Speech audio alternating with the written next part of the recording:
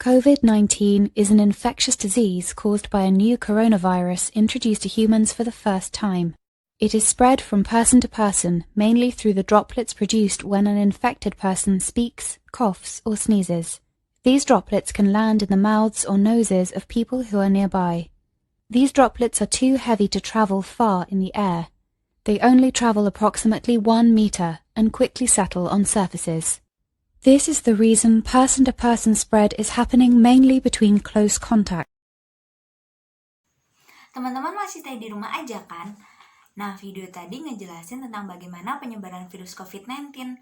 Jadi, virus COVID-19 menyebar dari orang ke orang melalui produksi droplets. Biasanya produksi itu melalui cairan di mata, bersin, dan air liur saat kita batuk. Penyebaran itu biasanya terjadi melalui salah satu orang yang membawa virus dan melakukan kontak dekat terhadap orang lain. Saat itu juga virus dapat tersebar. Nah, maka dari itu, untuk melakukan pencegahan COVID-19, kita dianjurkan untuk melakukan social distance.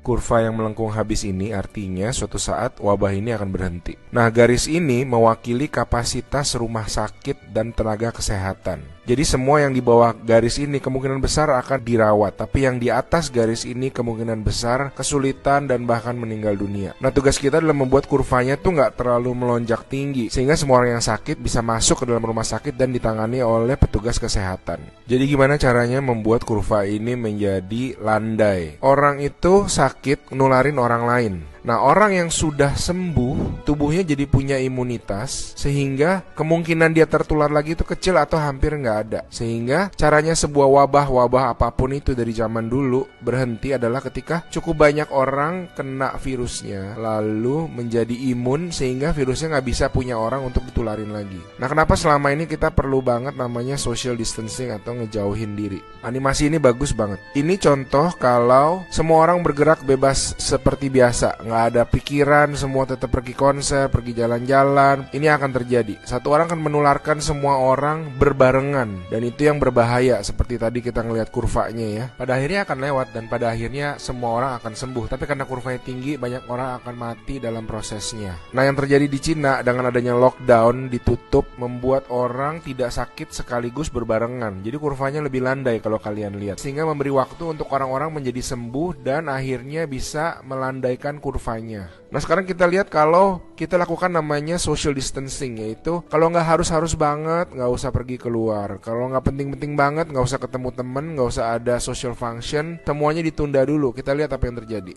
Nah, bahkan ini ada simulasi satu lagi. Kalau social distancingnya itu benar-beneran ekstrim, orang nggak boleh keluar, ada jam malam dan sebagainya. Ini yang terjadi. Kita lihat beda banget kan. Jadi ada orang yang akan tetap sakit, tapi mereka bisa masuk rumah sakit dan dirawat.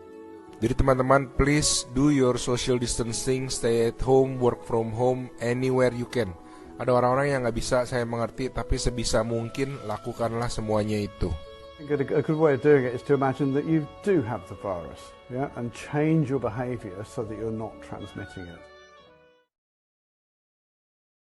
Nah, kenapa sih social distance itu perlu dilakukan? Karena yang pertama, kita harus memutus penyebaran virus COVID-19. Yang kedua, walaupun teman-teman tidak merasakan gejala yang muncul, bisa jadi teman-teman adalah orang yang membawa organisme atau virus yang dapat menularkan kepada orang lain. Biasanya ini juga disebut dengan carrier. Orang yang bertindak sebagai carrier harus melakukan karantina diri kurang lebih 14 hari. Yang ketiga, kita harus menurunkan jumlah kasus di bawah batas kemampuan sistem kesehatan. Jadi, tetap di rumah aja ya teman-teman. Ingatin keluarga dan teman-teman kalian untuk tetap di rumah aja. Terima kasih. Stay safe teman-teman. Dadah.